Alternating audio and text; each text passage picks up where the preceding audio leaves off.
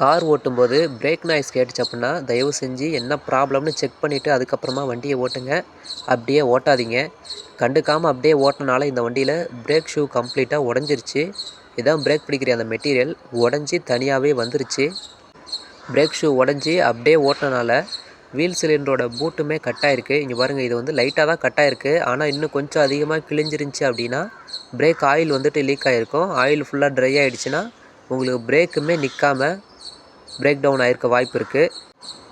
இப்போ பாருங்கள், ஆட்டோ அட்ஜஸ்ட்டுமே வந்து உடஞ்சி தனித்தனியாக வந்துருச்சு எல்லாம்.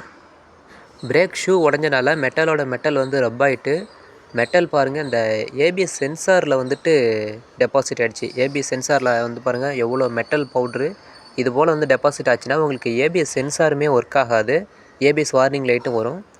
இந்த சைடு ட்ரம்மு பாருங்கள், மெட்டல் வந்துட்டு ரப் ஆகிட்டு கோடு மாதிரி ஸ்டெப் மார்க் வந்து விழுந்துருச்சு. இது ஸ்டெப் மார்க் ஓரளவுக்கு சின்னதாக தான் இருக்குது. ரொம்ப பெருசாக இருந்துச்சு அப்படின்னா ட்ரம்மே புதுசு மாற்றுற மாதிரி தான் இருக்கும். ஆப்போசிட் சைடு செக் பண்ணுறேன். ஆனால் இந்த சைடு வந்து எந்த ப்ராப்ளமுமே இல்லை. ட்ரம்மில் லைன் மார்க் இல்லை, எதுவுமே இல்லை. ட்ரம் வந்து நல்லா தான் இருக்குது. பிரேக் ஷூவை செக் பண்ணாலும் பிரேக் ஷூவுமே வந்து நல்லா தான் இருக்குது. இந்த வண்டி கிலோமீட்ரு கம்மியாக தான் ஓடி இருக்குது. ஆனால் ஏன் இது போல் ப்ராப்ளம் ஆச்சுன்னு என்னாலேயும் கெஸ் பண்ண முடியல. உங்களுக்கு தெரிஞ்சது அப்படின்னா சீனியர் டெக்னீஷியன்ஸ் யாராவது இந்த வீடியோ பார்த்தீங்கன்னா தயவு செஞ்சு கமெண்ட் பண்ணுங்கள் ஏன் இது போல் ஆச்சுன்னு.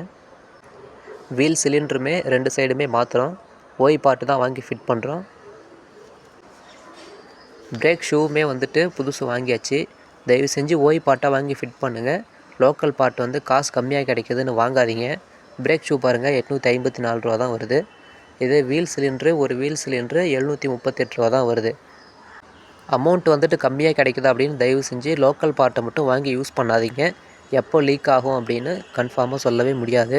நாய்ஸ் கேட்டுச்சு அப்படின்னா தயவு செஞ்சு பக்கத்தில் இருக்க ஒர்க் ஷாப்பில் கொடுத்துட்டு செக் பண்ணிக்கோங்க. இந்த கஸ்டமர் அது போல் செக் பண்ணியிருந்தேன்னா பிரேக் ஷூவோடு முடிஞ்சிருக்கும். வீல் சிலிண்ட்ரு இதெல்லாம் மாற்றிருக்க தேவையில்ல.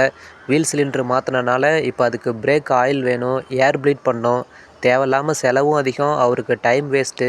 பார்த்துக்கோங்க, பார்த்து ஓட்டுங்க.